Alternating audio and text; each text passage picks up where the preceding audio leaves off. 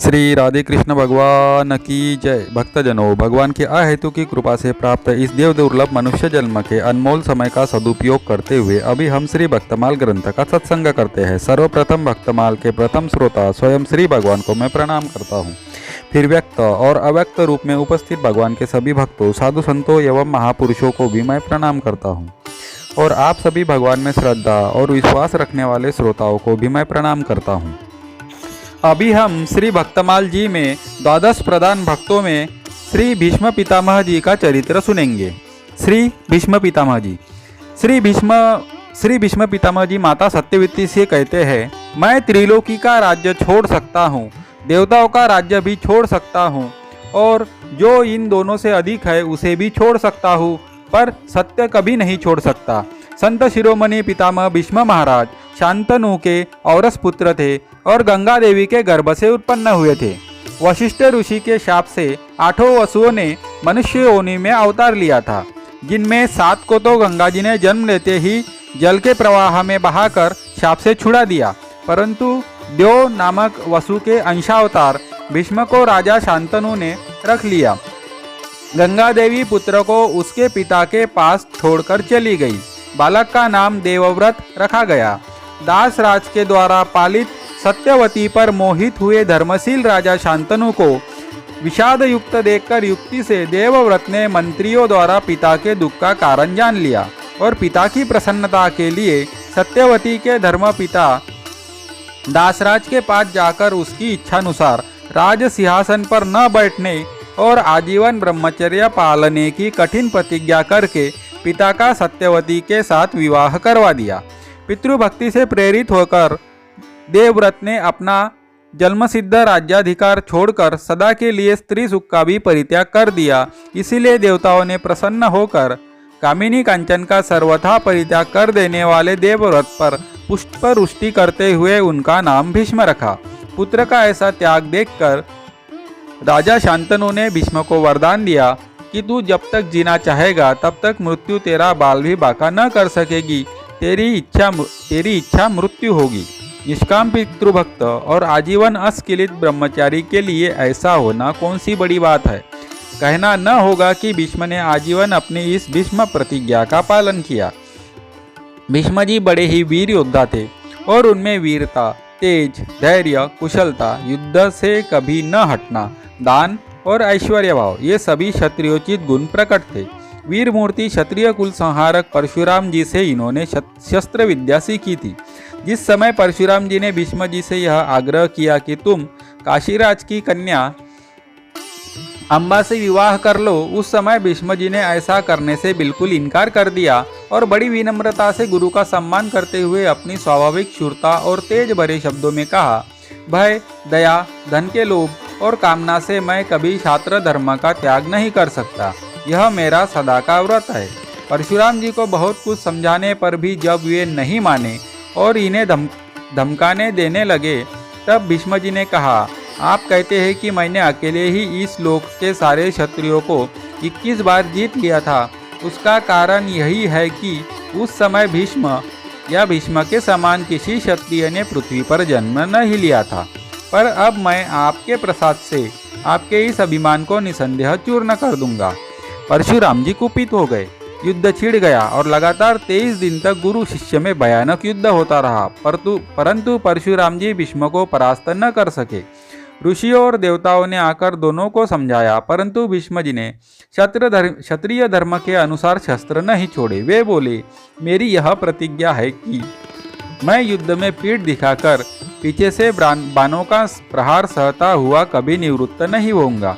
लोभ, दीनता, भय और अर्थ, किसी भी कारण से भी मैं अपना सनातन धर्म नहीं छोड़ सकता, यह मेरा दृढ़ निश्चय है।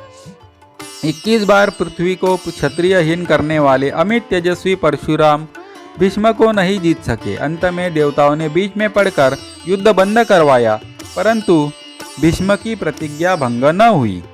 जब सत्यवती के दोनों पुत्र मर गए, भरत वंश और राज्य का कोई आधार न रहा, तब सत्यवती ने भीष्म से राजगद्दी स्वीकार करने या पुत्रोत्पादन करने के लिए कहा। भीष्म चाहते तो निष्कलंक कहलाकर राज्य और स्त्री का सुख अनायास भोग सकते थे, परंतु विषयोपभोग से विमुख परम संयमी महात्मा भीष्म ने स्पष्ट कह दिया, माता तू इसके लिए आग्रह न कर। पंचमहाभूत चाहे तो अपना गुण छोड़ दे, सूर्य और चंद्रमा चाहे अपना तेज और शीतलता त्याग दे, इंद्र और धर्मराज अपना बल और धर्म छोड़ दे, परंतु तीनों लोगों के राज्य सुख या उससे भी अधिक के लिए मैं अपना प्रिय सत्य कभी नहीं छोड़ सकता। भीष्म जी ने दुर्योधन की अनीति देखकर उसे कई बार समझाया था, पर वह नहीं समझा, और जब युद्ध का समय आया तब पांडवों की ओर मन होने पर भी भीष्म ने बुरे समय में आश्रयदाता की तरह सहायता करना धर्म समझकर कौरवों के सेनापति बनकर पांडवों से युद्ध किया। क्रुद्ध होने पर भी उन्होंने 10 दिन तक तरुण योद्धा की तरह लड़कर रणभूमि में अनेक बड़े बड़े वीरों को सदा के लिए सुला दिया और अनेकों को घायल किया। कौरवों की रक्षा असल में भीष्म के कारण ही कुछ दिनों तक हुई। महाभारत के 18 दिनों के संग्राम में 10 दिनों का युद्ध अकेले भीष्म जी के सेनापतित्व में हुआ। शेष 8 दिनों में कई सेनापति बदले। इतना होने पर भी भीष्म जी पांडवों के पक्ष में सत्य देखकर उनका मंगल चाहते थे और यह मानते थे कि अंत में जीत पांडवों की ही होगी। भीष्म जी ज्ञानी, दृढ़ प्रतिज्ञ, धर्मविद, सत्यवादी, विद्वान, राजनीतिज्ञ, उदार, जितेंद्रिय और अप्रतिम योद्धा होने के साथ ही भगवान के अनन्य भक्त थे। श्री कृष्ण महाराज को साक्षात भगवान के रूप में सबसे पहले भीष्म जी ने ही पहचाना था।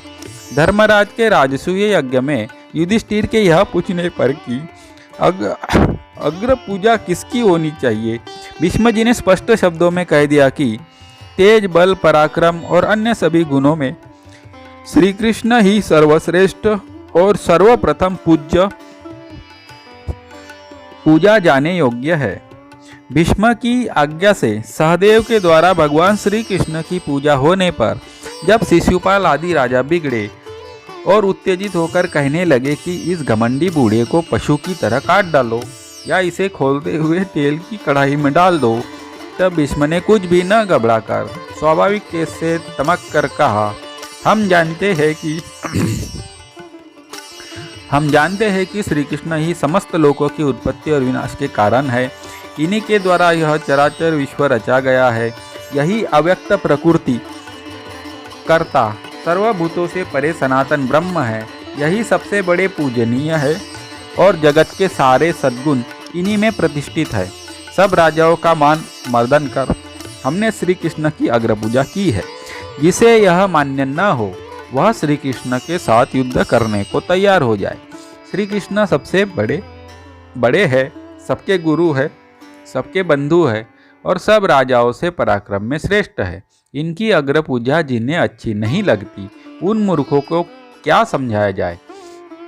यज्ञ में विघ्न की संभावना देखकर जब धर्मराज ने भीष्म से यज्ञ रक्षा का उपाय पूछा तब भीष्म ने दृढ़ निश्चय के साथ कह दिया, युधिष्ठिर तुम इसकी चिंता न करो।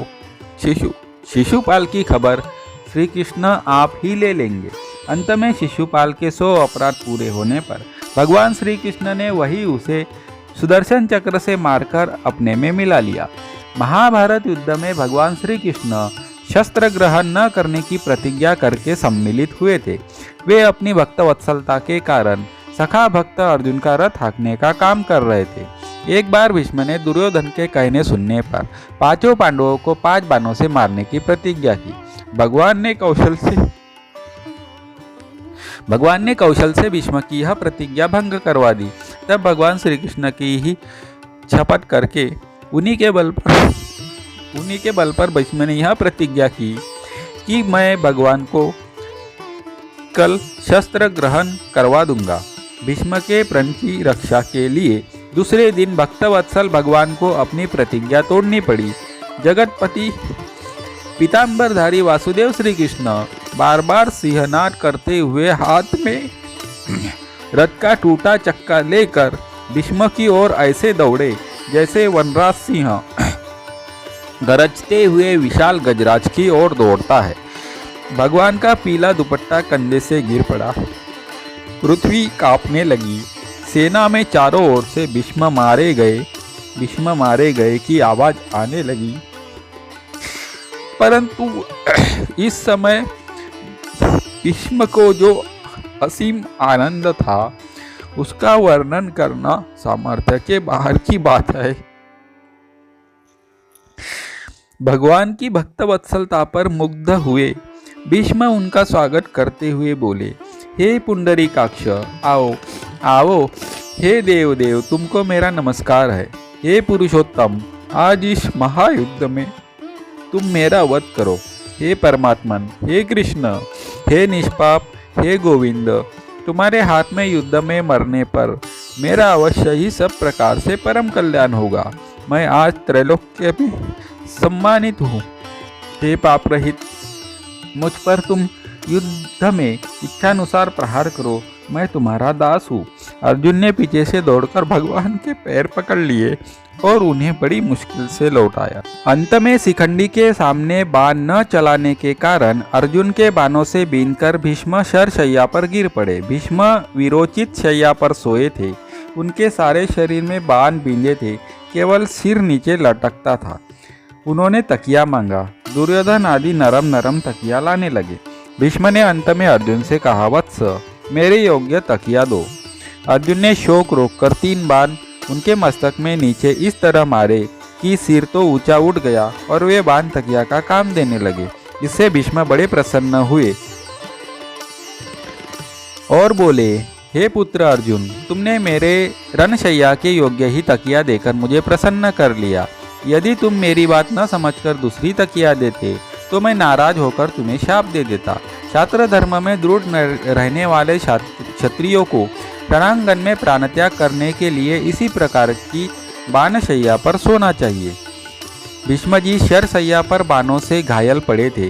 यह देखकर अनेक कुशल शस्त्र वैद्य बुलाए गए कि वे बाण निकालकर मरहम पट्टी करके घाव को ठीक करें, पर अपने इष्टदेव भगवान श्री कृष्ण को सामने देखते हुए मृत्यु की प्रतीक्षा में वीर शैया पर शांति से सोए हुए भीष्म जी ने कुछ भी इलाज न कराकर वैद्यों को सम्मानपूर्वक लौटा दिया। धन्य वीरता और धन्य धीरता। 8 दिन के बाद युद्ध समाप्त हो गया। धर्मराज का राज्याभिषेक हुआ। एक दिन युधिष्ठिर भगवान श्री कृष्ण के पास गए और दोनों हाथ जोड़कर पलंग के पास खड़े हो गए। प्रणाम करके मुस्कुराते हुए युधिष्ठिर ने भगवान से कुशल क्षेम पूछी, परंतु उनके प्रश्न का कोई उत्तर नहीं मिला। भगवान को इतना ध्यान मग्न देखकर धर्मराज बोले, प्रभु, आप किसका ध्यान करते हैं? मुझे बतलाइए, मैं आपके शरणागत हूँ। भगवान ने उत्तर दिया, धर्मराज, शरशैया पर सोते हुए नर शार्दुल भीष्म मेरा ध्यान कर रहे थे। उन्होंने मुझे स्मरण किया था, इसलिए मैं भी भीष्म का ध्यान कर रहा था। भाई, इस समय मैं मन द्वारा भीष्म के पास गया था। फिर भगवान ने कहा, युधिष्ठिर, वेद और धर्म के सर्वोपरि ज्ञाता, नैष्ठिक ब्रह्मचारी, महान अनुभवी, कुरुकुल सूर्य पितामह के अस्त होते ही जगत का ज्ञान सूर्य भी निस्तेज हो जाएगा। अतएव वहां चलकर कुछ उपदेश ग्रहण करना हो तो कर लो। युधिष्ठिर श्री कृष्ण महाराज को साथ लेकर भीष्म जी के पास गए। बड़े बड़े ब्रह्मवेत्ता ऋषि मुनि वहां उपस्थित थे। भीष्म ने भगवान को देखकर प्रणाम और स्तवन किया। श्री कृष्ण ने भीष्म से कहा, उत्तरायण आने में अभी 30 दिन की देर है। इतने में आपने धर्मशास्त्र का जो ज्ञान संपादन किया है वह युधिष्ठिर को सुनाकर इनके शोक को दूर कीजिए। भीष्म ने कहा, प्रभु, मेरा शरीर बाणों के घाव से व्याकुल हो रहा है। मन बुद्धि चंचल है, बोलने की शक्ति नहीं है, बार बार मूर्छा आती है। केवल आपकी कृपा से ही अब तक जी रहा हूँ। फिर आप जगतगुरु के सामने मैं शिष्य यदि कुछ कहूँ तो वह भी अविनय ही है। मुझसे बोला नहीं जाता, क्षमा करे। प्रेम से झलकती हुई आंखों से भगवान गदगद होकर बोले, भीष्म, तुम्हारी ग्लानि, मूर्छा, दाह, व्यथा, क्षुधा, क्लेश और मोह सब मेरी कृपा से अभी नष्ट हो जाएंगे।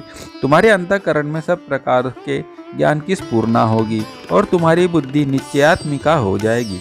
तुम्हारा मन नित्य सत्वगुण में स्थिर हो जाएगा। तुम धर्म या जिस किसी भी विद्या का चिंतन करोगे उसी को तुम्हारी बुद्धि बताने लगेगी। श्री कृष्ण ने फिर कहा, मैं स्वयं उपदेश न करके तुमसे इसीलिए करवाता हूँ कि जिससे मेरे भक्त की कीर्ति और यश बढ़े। भगवत प्रसाद से भीष्म के शरीर की सारी वेदनाएं उसी समय नष्ट हो गई। उनका अंतःकरण सावधान और बुद्धि सर्वथा जागृत हो गई। ब्रह्मचर्य, अनुभव, ज्ञान और भगवत भक्ति के प्रताप से अगाध ज्ञानी भीष्म जिस प्रकार 10 दिन तक रण में तरुण उत्साह से झूमे थे, उसी प्रकार के उत्साह से उन्होंने युधिष्ठिर को धर्म के सब अंगों का पूरी तरह उपदेश दिया और उनके शोक संतप्त हृदय को शांत कर दिया। इस प्रकार भगवान के सामने ऋषियों के समूह से घिरे हुए धर्म चर्चा करते करते जब उत्तम उत्तरायण काल आया तो भीष्मजी मौन हो गए और उन्होंने पीताम्बरधारी भगवान श्री कृष्ण में पूरी तरह मन लगा दिया और फिर उनकी स्तुति करते हुए बोले, मैंने इस तरह उन यादव पुंगव एवं सर्वश्रेष्ठ भगवान श्री कृष्ण में कामना रहित बुद्धि अर्पण कर दी है, जिन आनंदमय ब्रह्म से प्रकृति का संयोग होने पर यह संसार चलता है। त्रिभुवन सुंदर एवं तमाल तरु के समान श्याम शरीर और सूर्य किरण के से गौरवर्ण सुंदर वस्त्रों को धारण किए और अलकावली से आवृत सुशोभित मुख कमल वाले अर्जुन के मित्र श्री कृष्ण में मेरी निष्काम भक्ति हो। युद्ध में घोड़ों की रज पड़ने से धूम्रवर्ण एवं चंचल अलकावली और श्रमजनित प्रस्वेद बिंदुओं से अलंकृत जिनका मुख है और मेरे तीक्ष्ण बाणों से कवच कट जाने पर जिनकी त्वचा भिन्न हो रही है, ऐसे भगवान श्री कृष्ण में मेरा मन रमन करे। सखा के कहने पर शीघ्र ही अपनी पराई दोनों सेनाओं के बीच में रथ स्थापित करके शत्रु पक्ष की सेना के वीरों की आयु इनकी ओर देखकर ही जिन्होंने हर ली, उन अर्जुन के मित्र श्री कृष्ण में मेरा मन रमे। सम्मुख स्थित शत्रु सेना में आगे स्वजनों को मारने पर उद्यत देखकर जब अर्जुन स्वजन वध को दोष समझकर धनुष बाण त्याग कर स्वजन वध से निवृत्त हो गए, तब जिन्होंने आत्मज्ञान का उपदेश करके अर्जुन की कुबुद्धि को हर लिया, उन परमेश्वर श्री कृष्ण के चरण कमलों में मेरी रति हो। युद्ध में मैं शस्त्र नहीं ग्रहण करूंगा, अपनी इस प्रतिज्ञा को त्याग कर मैं श्री कृष्ण को शस्त्र ग्रहण करवा दूंगा। मेरी इस प्रतिज्ञा को सत्य करने के लिए रथ से कूदकर रथ का चक्का हाथ में लेकर जो मुझे मारने को इस तरह वेग से दौड़े जैसे हाथी को मारने को सिंह दौड़ता है, तब पृथ्वी उनके प्रति पद में कांपने लगी और कंधे से दुपट्टा गिर गया। वैसी शोभा को प्राप्त हुए उन श्री कृष्ण की मैं शरण हूँ। मेरे पहने बाणों के प्रहार से कवच टूट गया और श्याम सुंदर का शरीर रुधिर से लाल हो गया। तब जो मुझ सशस्त्र को मारने के लिए वेग से दौड़े, वे भक्तवत्सल भगवान मेरी गति हो। अर्जुन के रथ पर स्थित होकर एक हाथ में चाबुक उठाए और एक हाथ से घोड़ों की लगाम पकड़े, जो शोभायुक्त श्री कृष्ण भगवान दर्शनीय है, उनमें मुझ मरने वाले की रति हो। जिस छवि को देखकर महाभारत युद्ध में मरे हुए सब शूरवीर सारूप्य मुक्ति को प्राप्त हुए, अपनी ललित गति, विलास, मनोहर हास, प्रेममय निरीक्षण आदि से गोपियों के मान करने पर जब श्री कृष्ण जी अंतर्हित हो गए, तब विरह से व्याकुल गोपियाँ भी जिनकी लीला का अनुकरण करके तन्मय हो गई, ऐसे भक्ति से प्राप्त होने वाले श्री कृष्ण में मेरी दृढ़ भक्ति हो। युधिष्ठिर के राजसूय यज्ञ में अनेक ऋषि मुनि और महिपालों से सुशोभित सभा भवन के बीच जिनकी प्रथम पूजा हुई, वही सर्वश्रेष्ठ जगत पूज्य परब्रह्म इस समय मेरे नेत्रों के सामने है। अहो भाग्य, मैं कृतार्थ हो गया। अब जन्म कर्म रहित और अपने ही उत्पन्न किए प्राणियों के हृदय में जो एक होकर भी अनेक पात्रों में पड़े हुए प्रतिबिंब द्वारा अनेक रूप प्रतीत होने वाले सूर्य की भांति अनेक रूप प्रतीत होते हैं, उन ईश्वर श्री कृष्ण को भेद दृष्टि और मोह से शून्य चित्त द्वारा मैं प्राप्त हुआ हूँ। 135 वर्ष की अवस्था में उत्तरायण के समय सैकड़ों ब्रह्मविद्ता ऋषि मुनियों के बीच इस प्रकार साक्षात भगवान श्री कृष्ण की स्तुति करते हुए आत्मरूप भगवान श्री कृष्ण में मन, वाणी और दृष्टि को स्थिर करके भीष्मजी परम शांति को प्राप्त हो गए। श्री राधे कृष्ण भगवान की जय। अगर आप भी भगवान को मानते हैं और साधु संतों में श्रद्धा भाव रखते हैं तो मेरे वीडियो को लाइक कीजिए, एक प्यारा सा कमेंट कीजिए और मेरे चैनल को सब्सक्राइब कीजिए।